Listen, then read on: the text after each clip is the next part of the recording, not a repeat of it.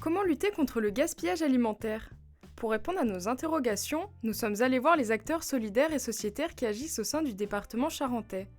Le premier acteur est l'association Régalade, qui propose des projets pédagogiques variés. On sait qu'une famille française, en moyenne, gaspille à peu près 30 kilos de nourriture par an. Nous, on propose des ateliers pratiques concrets pour le grand public ou pour différents publics sur la sensibilisation au gaspillage alimentaire. Mais on accompagne beaucoup de structures qui ont une restauration collective, des écoles, mais aussi des EHPAD par exemple. Voilà, en fait, toutes ces photos nous permettent d'aborder différentes thématiques qui sont en lien avec le gaspillage alimentaire.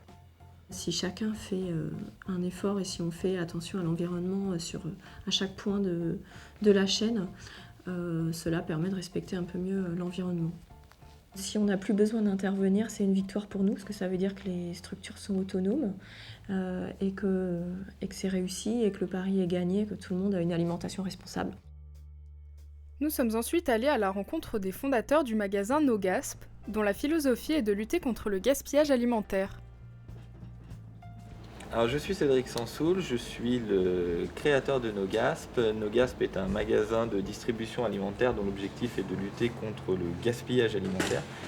Alors, tous les produits qui sont dans le magasin sont tous écartés des circuits de la distribution parce qu'ils ont tous un petit défaut. Une date un petit peu courte, un changement de packaging. Le meilleur exemple, c'est les défauts de calibre sur les fruits et légumes. Notre concept est aujourd'hui vraiment en train de prendre toute la mesure en fait, de son potentiel aujourd'hui. Le consommateur, à la fois effectivement pour une démarche économique mais aussi surtout écologique, vient du coup dans notre magasin. Aujourd'hui, il est capable de faire un panier de courses complet.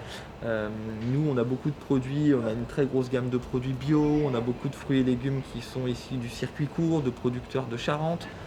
Aujourd'hui, NoGasp a pour objectif de mettre en avant justement ce que représente le gaspillage alimentaire. Comme je le disais tout à l'heure, c'est 10 millions de tonnes de produits qui partent à la poubelle tous les ans. C'est quand même aberrant que dans notre pays, il y ait en moyenne 30 kilos par personne qui soient aujourd'hui mis à la poubelle, alors qu'on a encore entre 4 et 5 millions de personnes qui aujourd'hui ont du mal à joindre les deux bouts, quoi. Donc voilà, lever des barrières, faire évoluer un petit peu les mentalités et faire en sorte que on essaye de diminuer entre guillemets au maximum l'impact du gaspillage alimentaire sur notre planète, quoi.